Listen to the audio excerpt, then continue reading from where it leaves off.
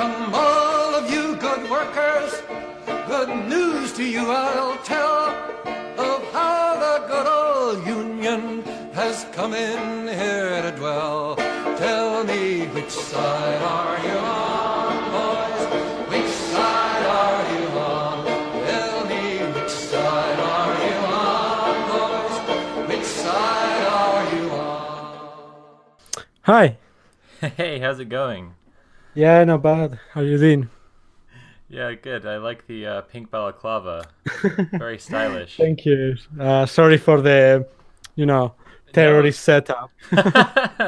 Yeah. Feel like I'm going to hear your demands. Um, Welcome to Organizing Interviews. We are here today with A from Anarchist Federation. How are you doing today? I'm doing very well. Thank you so much for having me.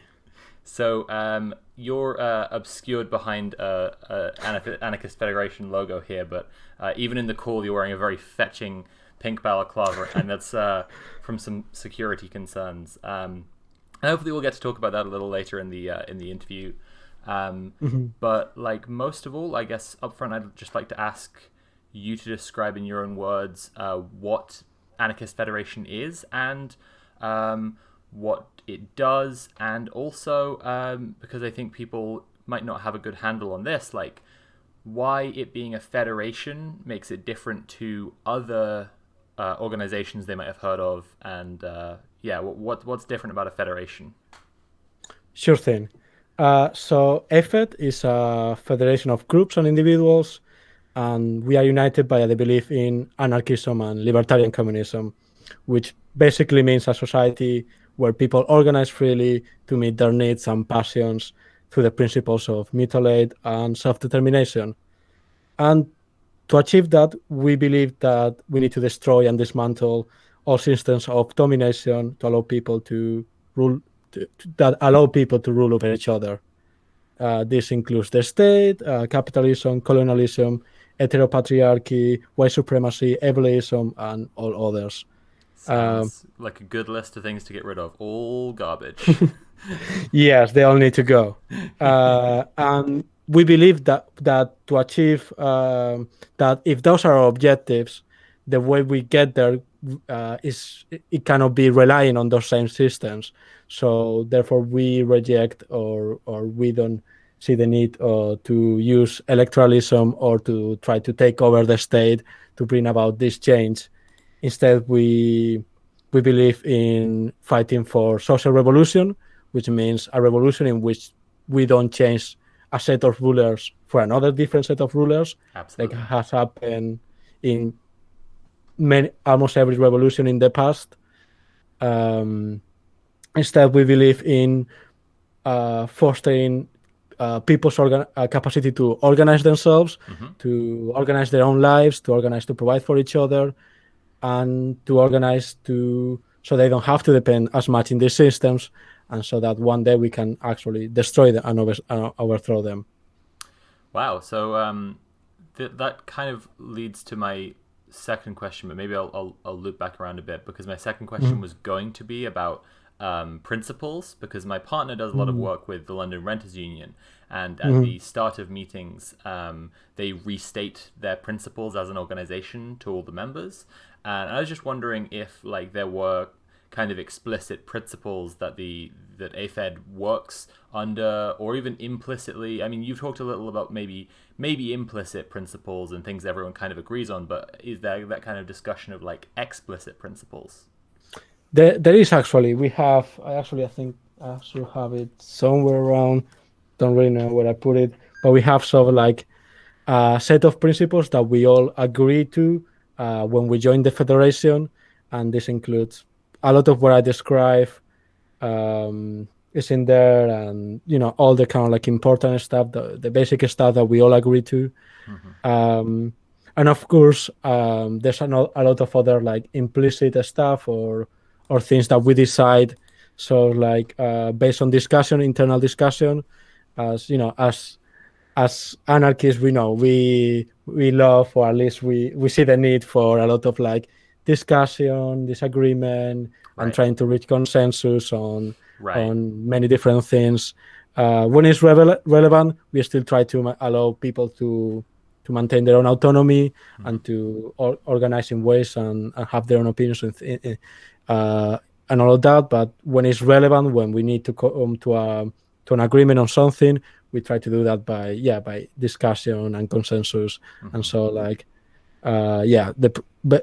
forms that kind of follow the principles of anarchism that we believe in. Right. So it seems like, and these are core anarchist principles in general, but it seems like a big focus for AFED is that all organizations should be based in consent and agency, and people should be agreeing to the things that they're doing rather than having it dictated to them. Like reaching, as you said, reaching a consensus, like we're going to be doing what we're doing because we've all agreed on it.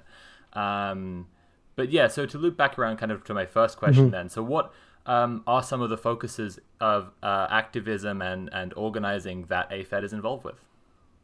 So one of the things that's a bit different about AFED from many other groups is that we see ourselves sort of as a repository of knowledge, resources, connections, and all the other things that are useful to us as anarchists and as working class, so revolutionaries.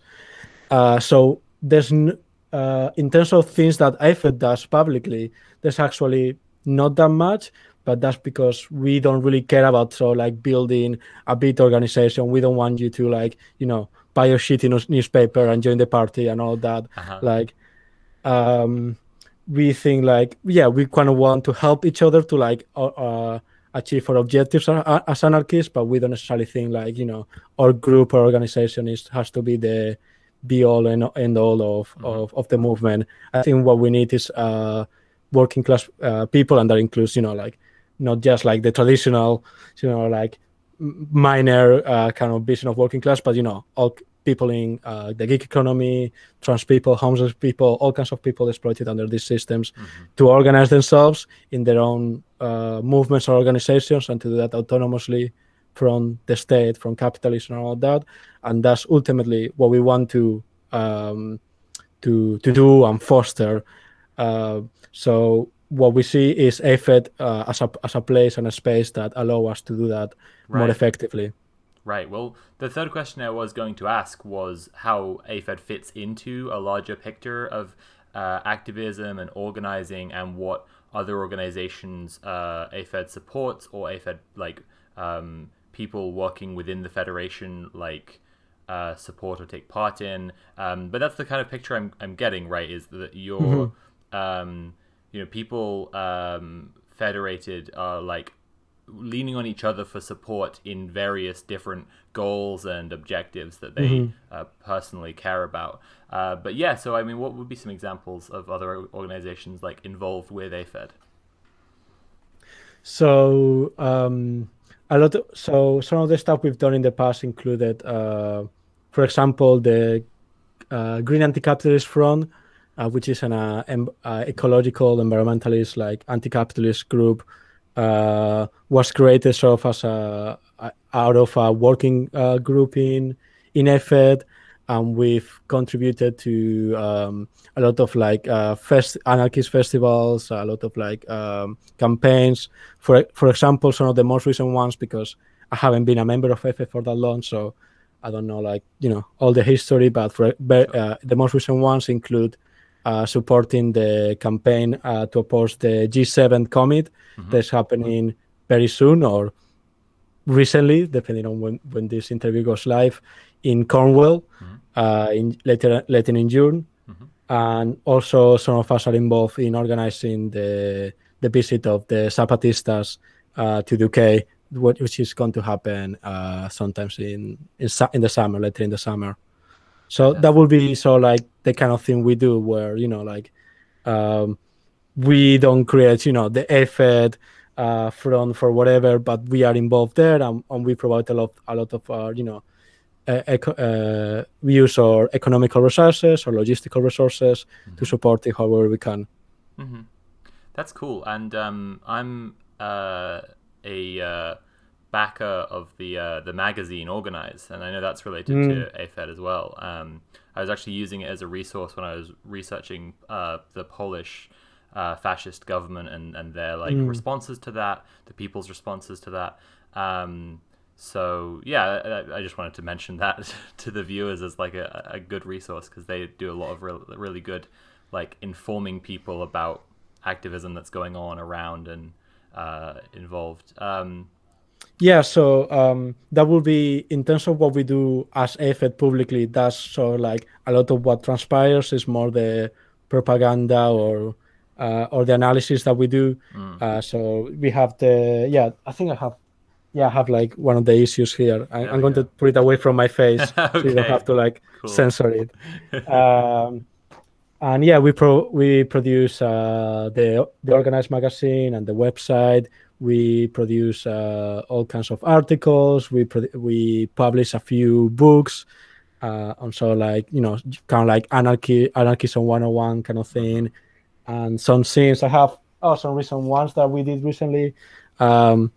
This is on a couple of articles that we published on Organize about the protests the Kill the in Bill Bristol protests.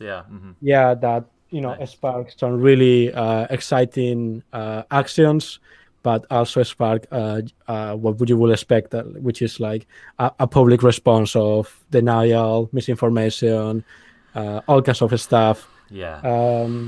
And so there were a couple of articles written by people who were involved in these things, explaining what had actually happened and how the media was manipulating it.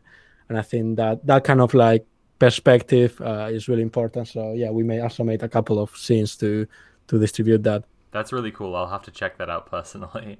Yeah, so it sounds like for people who want to get involved with activism and organizing generally, AFED is kind of a great place to start, because it's in many ways like a portal to other forms of activism. And Organize, for example, that we already talked about, like highlights lots of examples of activism that people could be interested in. So how could someone who's watching this who wanted to join in, they really wanted to get engaged politically, could they join? I mean, that's not really exactly how it works, but like could they join in with existing AFED efforts, or they could do their own separate thing, maybe as part, or maybe like what would you how could people get involved? Like I'm kind of phrasing this maybe badly, but like I'm trying to communicate the idea that sometimes people just don't really know where to begin, and they just want to they have no idea where to begin. So like, where would you point someone like that? Sure. So one of the things that is important to understand about AFED that we mentioned before is that it's a federation. This is one of the typical like anarchist ways of organizing a lot of people, and what that means is a way of organizing where power essentially comes from below, from the individual, and flows to the top as needed.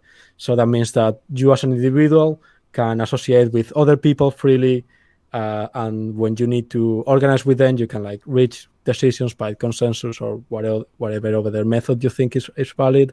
And then as a group, or even as an individual, you can coordinate with other groups as part of the federation. And again, when it's necessary, you can like reach decisions that affect the whole group, and you have like a political mandate as an individual to say this is what I believe, and that cannot be overwritten by anyone on top. There's no one on top, and not even by the collective. The collective cannot impose things on you. You're always free to disagree, and if and maintain your position. So if you want to get involved with one of the existing groups, easiest way is just to contact them, or to come to one of the public events, which will hopefully start happening soon more often, and just like talk with us, see like what we are about, what the group is doing, the things we believe. And if you think we are cool, just like you can just like join us. There's sort of like, for legal administrative purposes, there's like a small fee that you have to pay, but it's based on on your income. So I think if there's like the minimum you have to pay is like £1 per year. If you for example are unemployed or are a minor or whatever, but yeah, that's all like for legal purposes and also to contribute to like the things that F does, such as the website, all these kind of like things that sadly need money to be able to That's continue. what I was gonna say. Sadly, these aren't free. Yeah. But even if that, if you couldn't do that, like I'm probably sure like if you talk with people, we'll arrange something that like we really don't care that much about, so like that administrative stuff. Yeah. And if there's not a local group where you live, or you just don't like what they're doing, which is perfectly fine, you can just get together with a few lads and lasses and create your own F8 group, and then message the federation and join us. That is absolutely perfectly fine, and that'd be super cool. We love to see that. And finally, if you cannot find anyone else to form a group with, you can also join the federation as an individual to access all like the resources and connections that we have. And we also have like a group for people like that called the Nomads group, for people all around the UK who are not part of any specific group, but that allows you to sort of like have people in common and have a space to talk and even organize. Cool.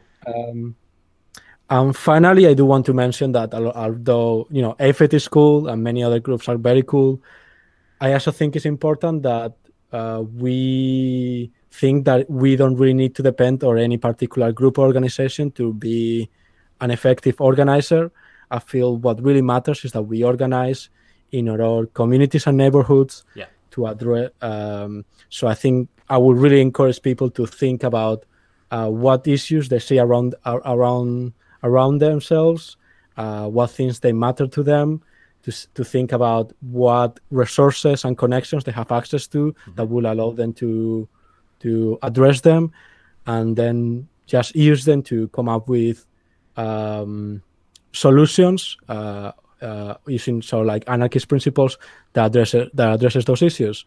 And I think if we do that, that's actually I think the most effective way we can organize. And I feel like sometimes we lose that part of organizing to like do things that are just so like kind of like circle jerks for other anarchists. But I feel anarchism is not for other anarchists. Anarchism is for the non-anarchists, and I think that's what really matters in the end. Absolutely, yeah. I mean, that's the thing. Like, if your neighbors don't, if your neighbors are the ones who are, living under the same landlord as you, even, that's the case where I live. Like, our landlord owns like quite a few properties, and like, if you want to organize together to directly impact your situation, then like maybe sometimes like organizations can't be as helpful as just like talking directly to your neighbors. But I had a question about a follow-on question about getting involved and getting active, and it has to do with your very fashionable pink balaclava, because you're obviously wearing that to protect your identity in this interview. Security is something that people worry about, and I know that particularly like when I talk to people in my audience, in my community, who they want to get involved with things, they want to be more politically active and affect change in the real world, but they don't feel able. Two of the biggest things are security and accessibility. So, for one example would be that there are disabled people who maybe can't get out and do things so physically. That's one example. Or people with kids or with a full-time job, they don't necessarily have the time, even if they're physically able-bodied. And then there's also like combinations of accessibility and security for people like me, trans people, and then there's like people of color who might be concerned about getting involved with activism because, say for example, like anti-fascist activism is an example where there could be reprisals, and the people most likely to be hit hardest are minoritized people. So those would be my two big areas to ask about, accessibility and security. So what could you say to people who are really wanting to get involved, but they're particularly worried about those two things? Sure. So in terms of security, safety, and accessibility in terms of effort. I'm gonna talk first about, and then maybe I can address more principles about security in general. Yeah, that would be fantastic. Yeah. So in terms of effort, first of all, as I mentioned, effort explicitly recognizes the different ways that people are exploited and divided. So by systems of oppression, including, on the basis of our identity, race, sexuality, ability, etc. So that's, a core to our principles, and that's something that I feel proud about effort in the terms that it has also bear out in practice. We've had conflicts over this in the past with other groups and individuals and comrades and stuff like that, and we kind of like this is something that continues to be very important to us, and we are also explicitly inclusive of trans people and sex workers, which I think in this hellish island is important to say. Yeah, I agree. But in addition to that, we also have a safer space policy that is again part of the principles we all agree with.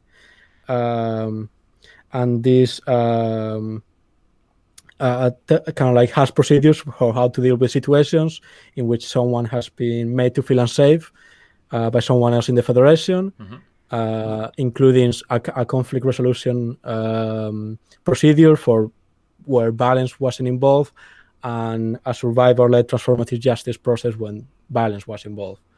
So that's all kind of like part of like the basic. So like what AFED is. And in addition to this, I also think it's important that we encourage people that suffer specific types of oppression to self-organize in autonomous caucuses that are part of AFED. So they have a space to discuss the issues that kind of like concern them, and also how to oppose these systems from both within AFED and outside of it. And I think this is really the most important part, because as much as formal procedures and principles matter, I think the most effective way to really challenge all these systems, in my experience within ourselves, is for people who are affected by them to self-organize to address them directly, so they have the autonomy to actually challenge them, and they're not bogged down by sort of formal procedures that can be taken advantage of. And in the past that has happened quite a bit, and I've seen that happen. So I think it's really important to encourage people to self-organize and have autonomy to challenge all these things. Yeah, absolutely. Yeah, that can be an issue with more traditional organizations, with more hierarchical structures and formalized like staff structures and stuff like this. It can be a big issue. Yeah, and even with supposedly non-hierarchical organizations where these things are not really taken into account, hierarchies can arise, so like informally, and can be taken advantage of. So that's again why I think that it's very important that there's not only formal procedures, but also like people are organized and prepared to kind of advocate for themselves and to defend each other, and really fight back against these hierarchies and abuse. Cool. And also in terms of accessibility, I think one of the good things about EFED being sort of like very self-directing in the kinds of activities we engage, is that there's a lot of space for people to decide how they want to organize with EFED, what kind of activities they want to take part of, what kind of activism they want to take part of.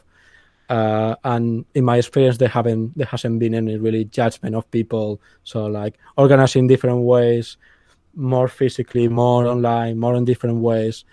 So I think there's a space for people to kind of like find a place where they can, feel that they are making a difference. But I should also mention that like, all these things are always a learning process. I think there's not, I would be wrong to say that we are like, completely inclusive and there's no blind spots or anything like that. I'm pretty sure there is. Yeah, we all have biases and blind spots, absolutely. Yeah. Exactly, and as an organization as well. So if you have any if people listening have any suggestions of how EFED can be more inclusive and more welcoming to people, please let us know. We're always kind of like trying to learn and improve and make things better. So yeah, definitely let us know. So, but could you give specific examples for my kind of hypothetical? Well, they're not very hypothetical because they're definitely people who absolutely exist, but like people who, one person's very busy, they have kids, they're a full-time job or both, so they don't have much time. And my other example would be someone who can't really physically get out to things. So, what would be some examples of things that each of those people could do, either with AFED or activism that AFED supports, or like what would be some specific examples of things that these people could do? Well, I think one of the issues this is one of the reasons this is even an issue is because in a lot of so like the left, the revolutionary movement, whatever, there seems to be sort of like a predisposition to value types of activism over others. Yeah. Like so like the kind of like going to the streets and like fight with the cops and that kind of stuff is seen as the ultimate like sort of form of activism. Right. But I think that's absolutely wrong. I think like sort of like things around social reproduction, taking care of others, making things that like meetings happen, making things that like things are organized, all this kind of like work that really is what drives things in the background. That sort of that sometimes goes acknowledged. I think it matters a lot, and I think that's the issue is not that there's no space for people to organize, independent of their level of ability of capacity. Is that that work often goes unacknowledged and undervalued. So it's the less spectacular activism, so people don't see as much of it, but it's definitely there. Yeah. And it matters a lot. Absolutely. I think it's really what kind of like allows everything else to happen. And I think, as part of AFED, all of that applies. And I hope that, like, in my experience, we have a pretty, like, so, like, what I would characterize as a pretty chill atmosphere in terms of, like, like people organizing in different ways. I have friends who don't come to protest that much, but they are really good in terms of, like, calling for meetings and organizing things in the background. And, those are the coolest people I know.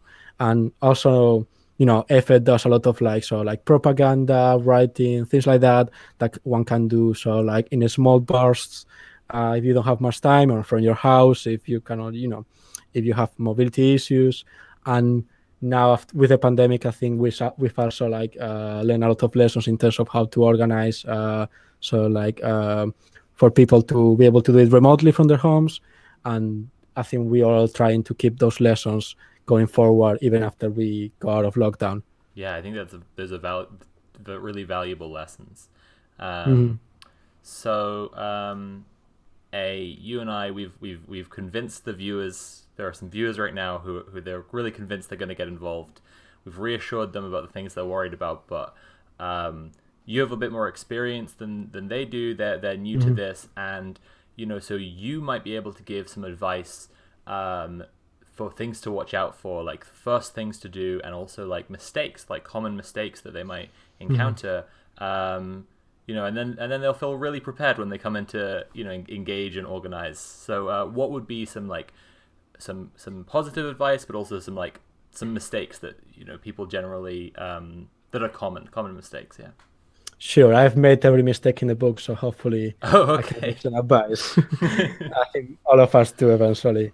Yeah, so in terms of security, as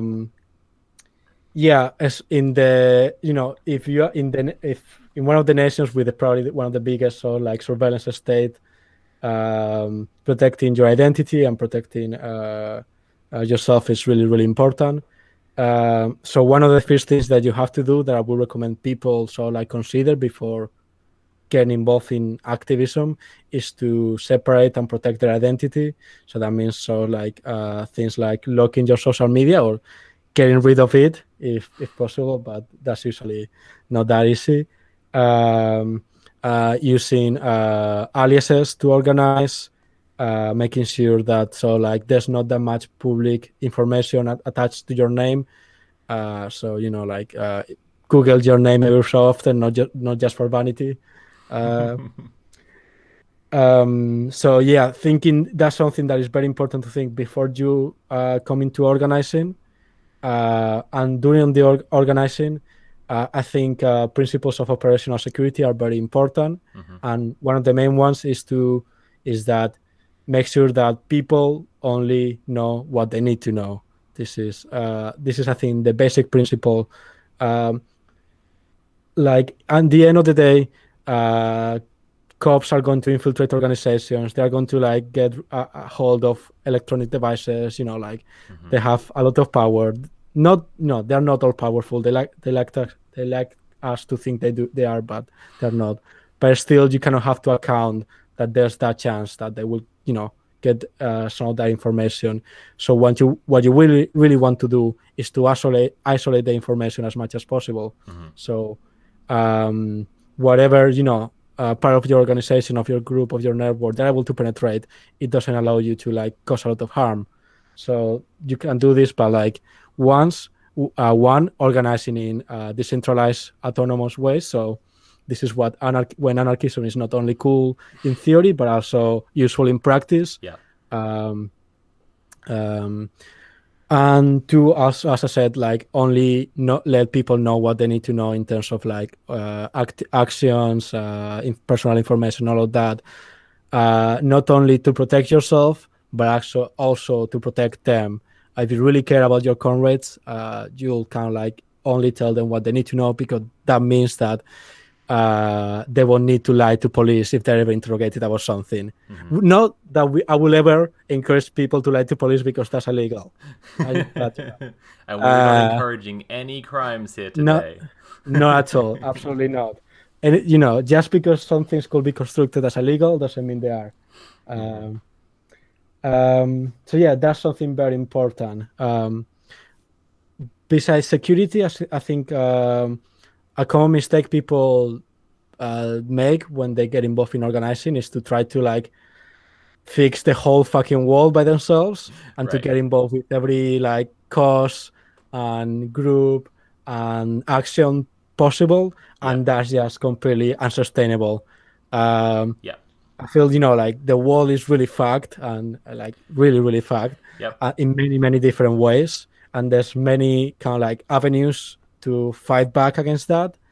But at the end of the day, we're just an individual and we have a limited capacity. Yeah, you have to be aware of that capacity. Absolutely. I think that's part of the brain poison of social media a lot of the time, is that like you think because you can see like all of these different things that are wrong on your Twitter feed, that you are somehow like contributing and helping by being aware of like all these things, but actually you're just like overwhelming yourself, and you're not using your capacity in a way that actually changes anything as much. Like if we all changed one thing as much as we could, we would make a huge difference, and instead like everyone's trying to change everything and making no difference.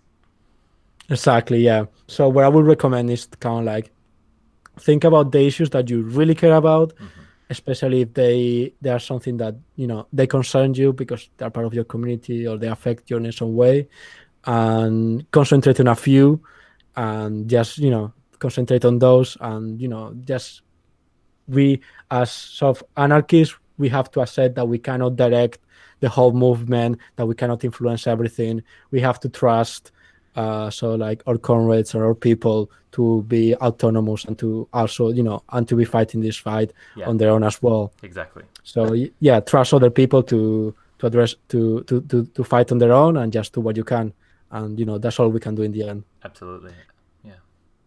And I will also say, if things get overwhelming, don't be afraid to take time to recover, to take care of yourself, to practice self-care and community care, to rely on people to to support you, to delegate things that you cannot handle on your own, and to change also the focus of your organizing when it becomes too much. I feel something that happens is that we like become obsessed with like doing something, to the point that we burn out and we drop out of the movement. And I think that's really a huge issue. Yeah. And I think it will be much better if we, if something gets too much, we still think about other ways we can contribute to the movement that are more compatible with our current capacity. Cool. So, if you have been going to a lot of protests and you're physically destroyed, like many of us end up, just take a step back.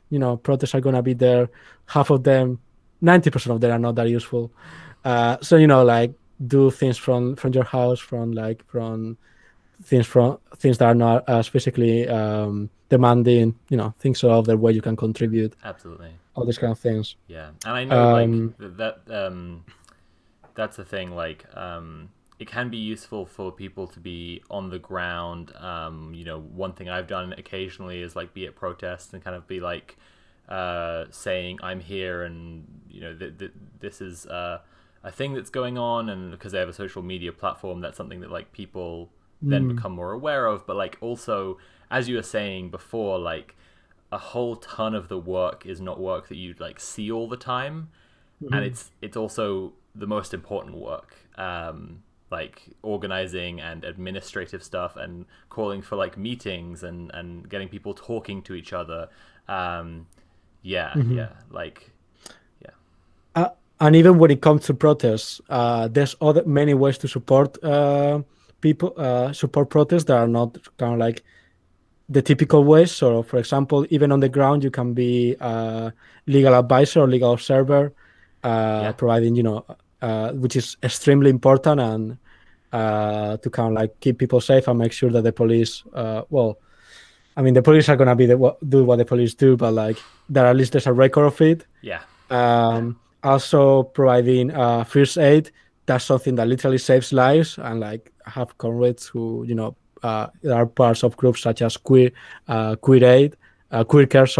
that are literally save lives for comrades. So that's hugely important. Things like legal observer and first aid as well. Like these are positions that are unlikely to be getting in like kind of clashes that put you at risk the same way that people can be worried about. Like I for example, like I'm using my platform now to have these interviews, but also as someone with a bit more of a platform and I'm more easily recognized, like there are those sort of like clashes or whatever are things that it's a little harder for me to get involved with. Like another friend who's another like lefty YouTuber was telling me that like someone at an anti-fascist action she was at like recognized her and wanted to take a selfie, and she was like, "Are you kidding me? No, obviously not." Like, and these can be things, but like I could go and be a legal observer or do first aid, and it wouldn't be putting me at risk in the same way. Yes, although recently police have been targeting legal advisors, legal observers specifically, which is absolutely horrible. Yeah. So it is something to be aware of. Absolutely. But even outside of that, they are literally the worst. But even outside of that, we're encouraging any crimes again. No, definitely not. But even outside of that, you can do things that are not being physically in the protest, such as one of the most amazing things you can do is providing arrestee support for people who get arrested in the protest. There's this sort of like practice of waiting outside police stations with things like blankets, food, and so legal forms they have to sign for when they are released, because something that police do very often, especially with organizers they don't like, is release them in the middle of the night with no money or way to getting back home, right? Which is extremely demoralizing. And being there, that makes me a little mad to hear about. And again, we're not encouraging any crimes, but that makes me pretty angry. Yeah, that's something else that is not as known, but it happens quite often. And the police have even like target you for being there to support your comrades. That we've been told to like move on. We've been told that like, by being in front of a police station sitting down, they could use some terrorist laws to make us move because we are a threat. All kinds of bullshit. Come on. All kinds of bullshit. But so that work is important, and many other ways you can support by managing social media accounts while the protest is going on to make sure that information is filtering out outside. All kinds of things. With arrestee support or other things like this, where there are specific things that you want to be doing, like you mentioned like legal forms and you mentioned blankets and this kind of support, but like so again, thinking of our viewer who is thinking about getting involved, it's clear that there's some learning to do, and so how can they expect to learn about the things that need to be done? So there's a few organizations. I should have prepared them beforehand, but off the top of my head, Green Black Cross. I think they're only in London, but the resources they provide are probably useful in many other places. And there's probably organizations similar in other cities, and they provide they coordinate a lot of these efforts of arrestee support, coordinating with people to find out where people have been taken to the station, things like that, and they provide what we call bus cards. I wish I had one at hand, but basically it's just like a small card that we hand out at demos with the basic information of what to do. Don't talk to cops, the basic kind of things, and also a few phone numbers to contact for legal advice if you are arrested, that actually will know the specifics of the law, right?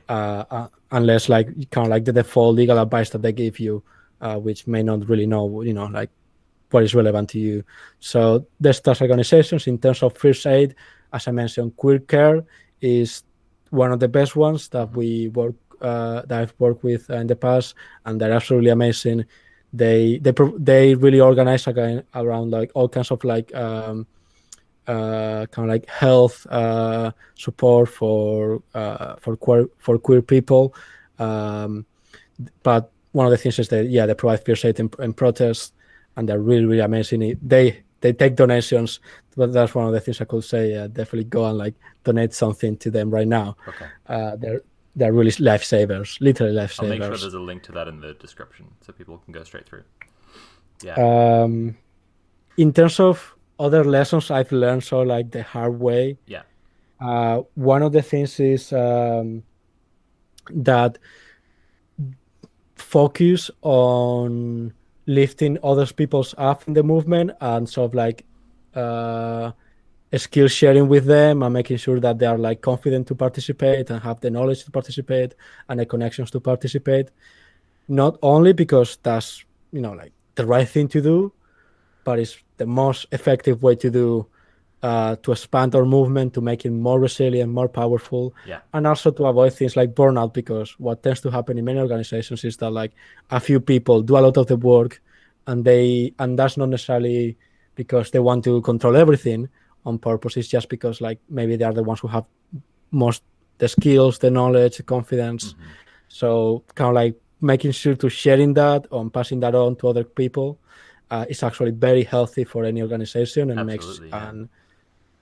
makes it easier to organize, so no one is a single point of failure for a group. Right. Absolutely. And finally, something else that I've learned is to stay away from groups and individuals who try to control the whole movement, who try to impose their views and authority over the movement, who think they have the right solution to every problem, that they think that they know how to bring about the revolution. No one knows, because otherwise we would have already succeeded. We're all learning, and things change constantly. So don't pay any time to people who try to control things. Don't become obsessed with any particular idea or solution or practice or anything. Always be flexible. Always be adaptable. Always learn about other struggles around the world. Learn about the struggles from the past, from your own country, which you quite often get overwritten and hidden. Learn about the struggles of Black people around the world. Learn about the struggles of Indigenous people. Learn how they are resisting all these instances, and what lessons we can learn from them, and how can we establish solidarity with them, and learn from every source of every people who are struggling against the systems. There's something valuable there, even if you don't agree with it. Learn from the the more radical, extreme, whatever, and see what's in there, if there's anything to save, to take from it.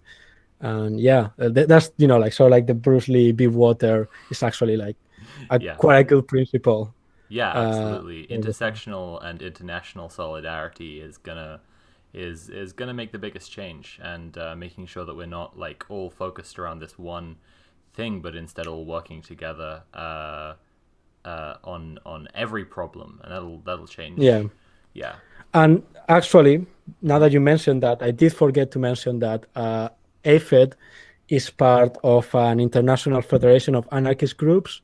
We have group members in like quite a few countries, such as Greece, Spain, Mexico, Argentina, Belarus. And so we kind of like come together every so often, and we kind of like share what's happening, and we share news and like resources and things like that, and we try to kind of like help each other. And we also, even AFED tries to kind of like support other groups all around the world.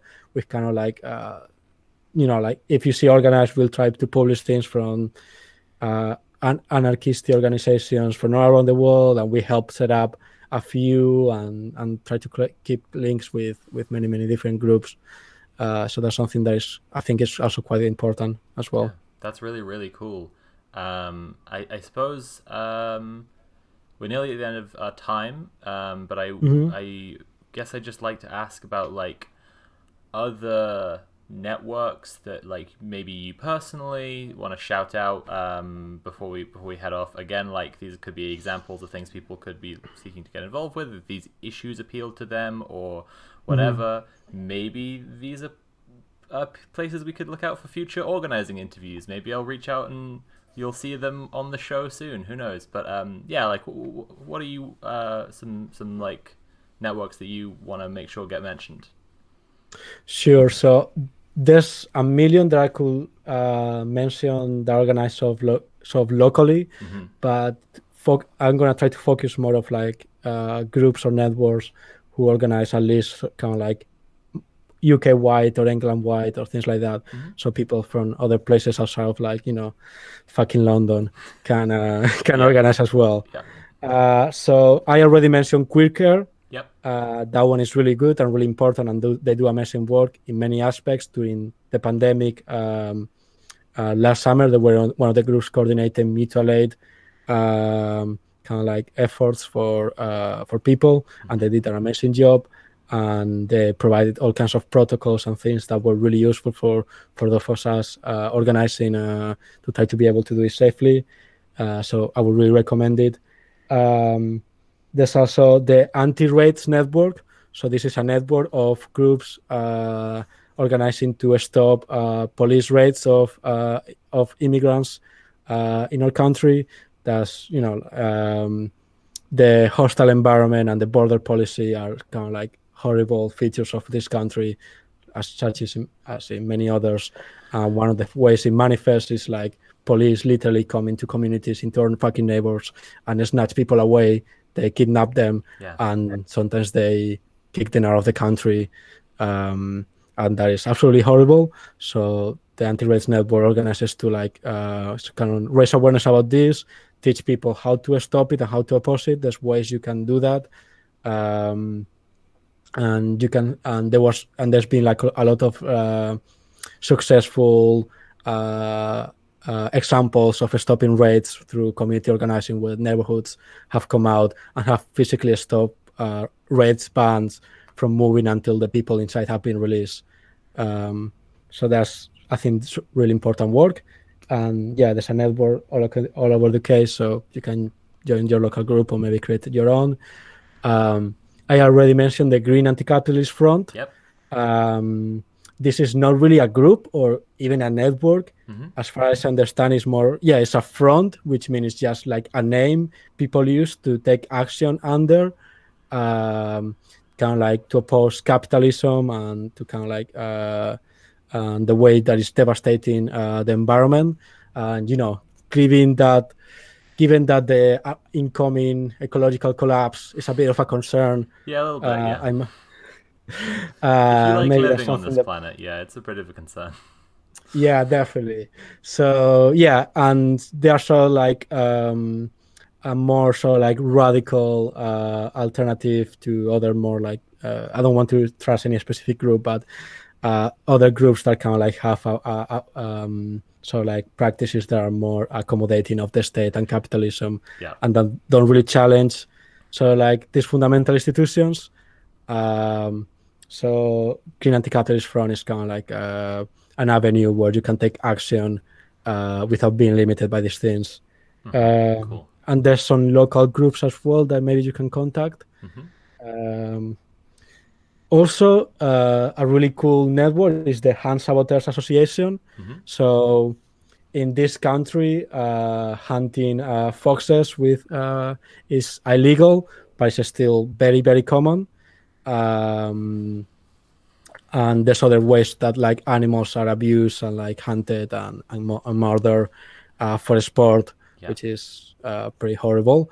And the handsavers are people who use direct action to stop this from happening by going into like by interfering with the hands and monitoring them and making sure that they don't break the law, and they sometimes put their lives quite at risk to do this, Yeah. and they are really amazing. And like this is obviously maybe something that not everyone is going to be able to do, at least the part about going physically to the Of course. fields Yeah.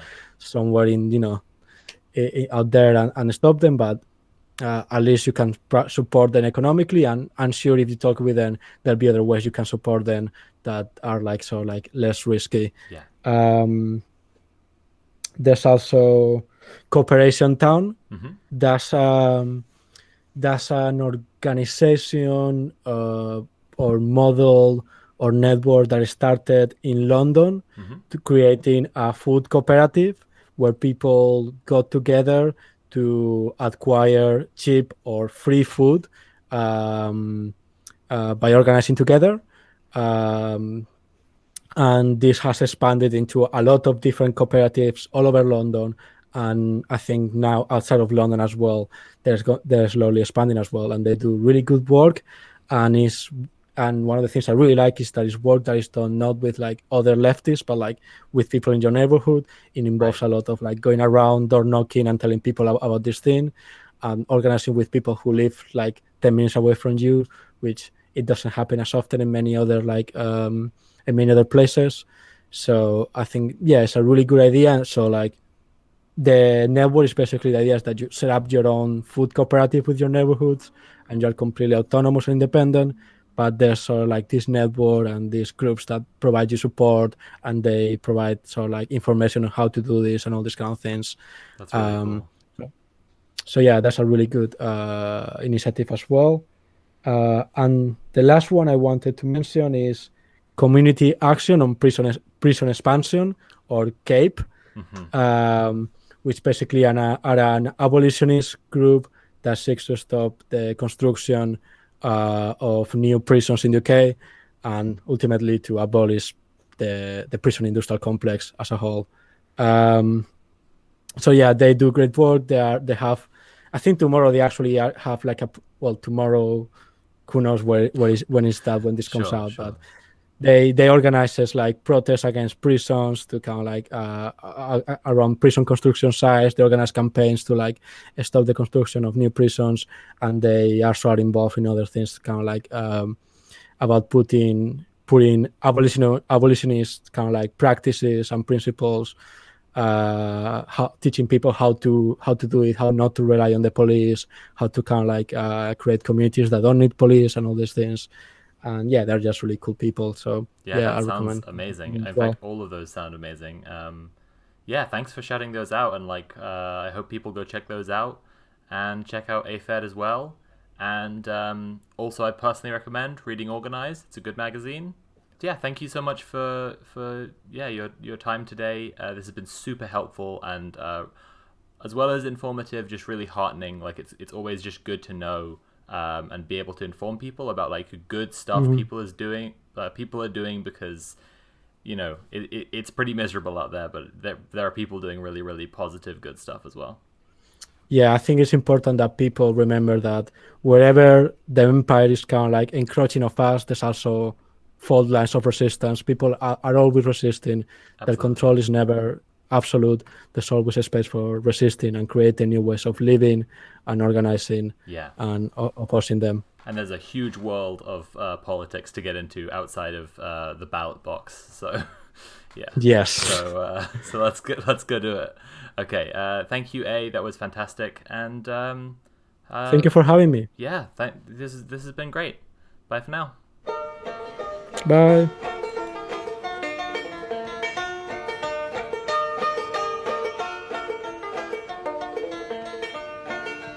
Which side are you on, boys? Which side are you on? Which side are you on, boys? Which side are you on? They say in Harlan County there are no neutrals there.